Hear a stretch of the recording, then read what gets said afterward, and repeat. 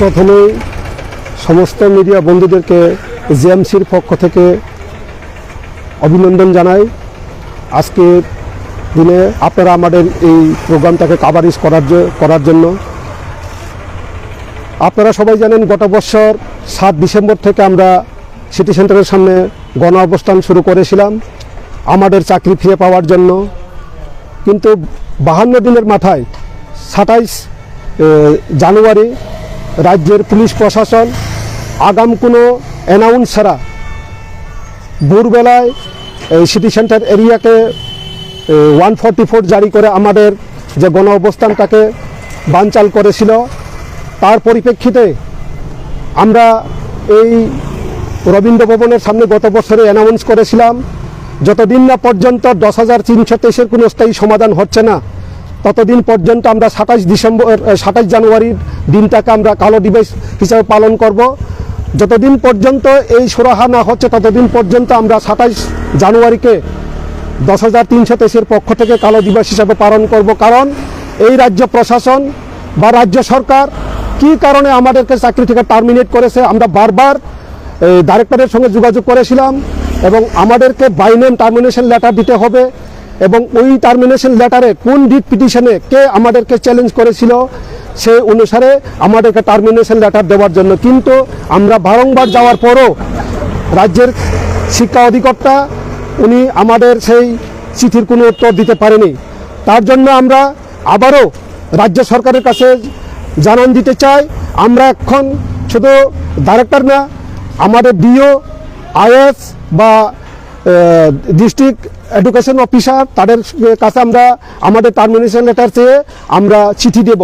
যদি তার কোনো উত্তর আমরা না পাই কিন্তু আইনগতভাবে কি ব্যবস্থা করতে হয় সেটা আমরা পরবর্তীকালে করব। কারণটা হলো একটাই এই কথা বলার উদ্দেশ্য, কারণ হাইকোর্ট বা সুপ্রিম কোর্ট যখন জাজমেন্টটা দিয়েছিল কমন জাজমেন্ট 58টা রিট পিটিশন ছিল, সেই 58টা রিট পিটিশন সবটাই কমন জাজমেন্টের মধ্যে ছিল। কিন্তু রাজ্য শিক্ষা দপ্তর যে একটা রিট পিটিশন 537/2012 সায়েন্স সেটাকে ওই 58টা রিট পিটিশনের মধ্যে থেকে সেগ্রিগেট করে। এখন আমাদের প্রশ্ন হলো যদি 58টা রিট পিটিশন একই জাজমেন্টের মধ্যে কাভার থাকে তো 537/2012 সায়েন্স যে রিট পিটিশন সেই রিট পিটিশনটাকে তৎকালীন রাজ্য সরকার হোক বা বর্তমান রাজ্য সরকার হোক কেন সেটাকে ইমপ্লিমেন্ট করেনি তা নিয়ে রাজ্যের শিক্ষা দপ্তরের কাছে আমাদের প্রশ্ন ছিল, শিক্ষামন্ত্রীর কাছেও আমাদের প্রশ্ন ছিল, মুখ্যমন্ত্রীর কাছেও আমাদের প্রশ্ন ছিল, কিন্তু কেউ সেটার কোনো সঠিক উত্তর দিতে পারেনি। তাই আমরা যতদিন না পর্যন্ত এই সুরাহা হচ্ছে ততদিন পর্যন্ত আমরা এখন থেকে কালো দিবস হিসাবে পালন করব। এই সবাইকে ধন্যবাদ।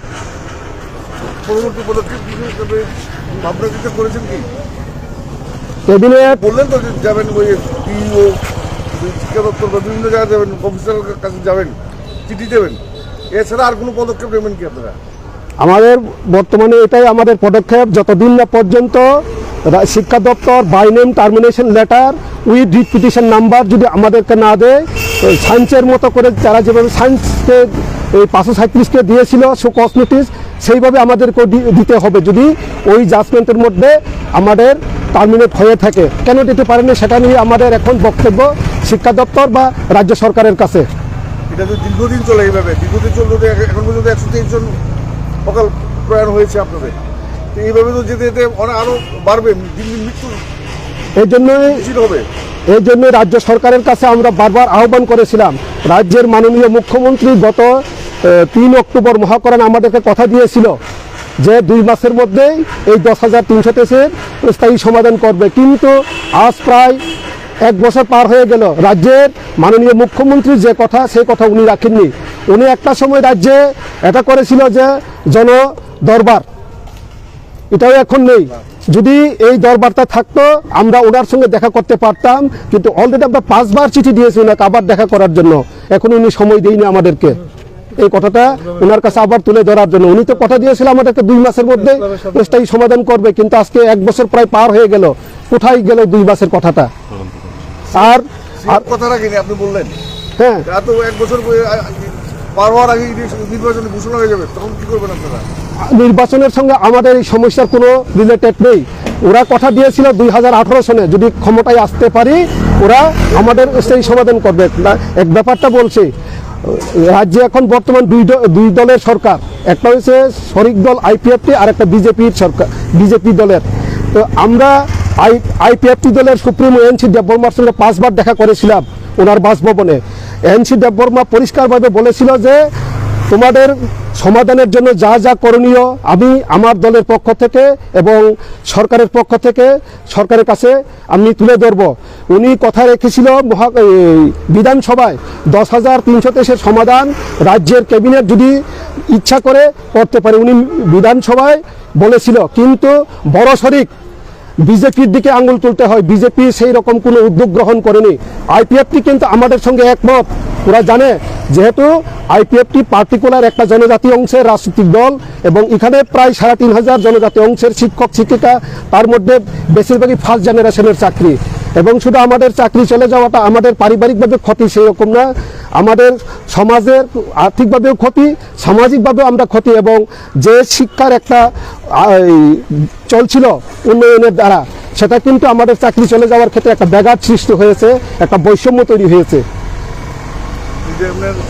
এই যে পুনরাজ্য দিবস উপলক্ষে অমিত শাহ বলুন আর প্রধানমন্ত্রী নরেন্দ্র মোদী বলুন, ওনারা তো 2047 সালের তথ্য তুলে মানে বিভিন্ন প্রস্তাব তারা তুলে ধরেছেন। 2047 সালের যে প্রস্তাবটা ওরা তুলেছিলেন, এখানে কি আপনাদের কথা লেখা আছে? এখানে তো আমাদের কথা কোনোখানে লেখা নেই। এখন ওরা বলছে 2047 সাল, আমি 2047 পর্যন্ত থাকবো কিনা এটা নিয়েই সন্দেহ। এবং সরকার চলে 5 বছরের জন্য, সরকার 25 বছর বা 50 বছরের নীতি নিয়ে চলে না। 5 বছরের মধ্যে সরকার কি করতে হয় সেটা নিয়েই সরকার পরিকল্পনা গ্রহণ করে। এখন যদি ওরা করে থাকে 2047, এটা তো আকাশ কুসুম চিন্তা।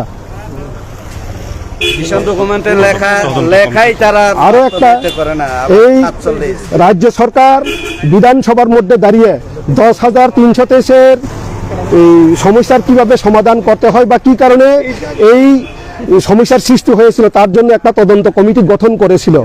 এবং তদন্ত কমিটি গঠন করে প্রায় 1 বছর হয়েছে, ওটা রিপোর্টটা জমা দিয়েছে। কিন্তু এই রাজ্য সরকার বা এই বিধানসভার মধ্যে এখন এই তদন্ত কমিটির কোনো রিপোর্ট প্রকাশ হয়নি।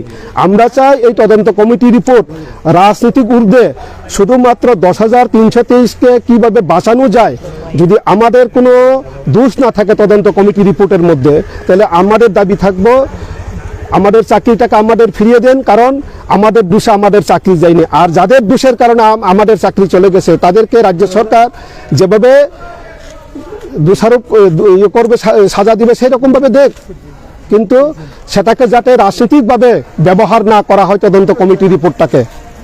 কি ভেনু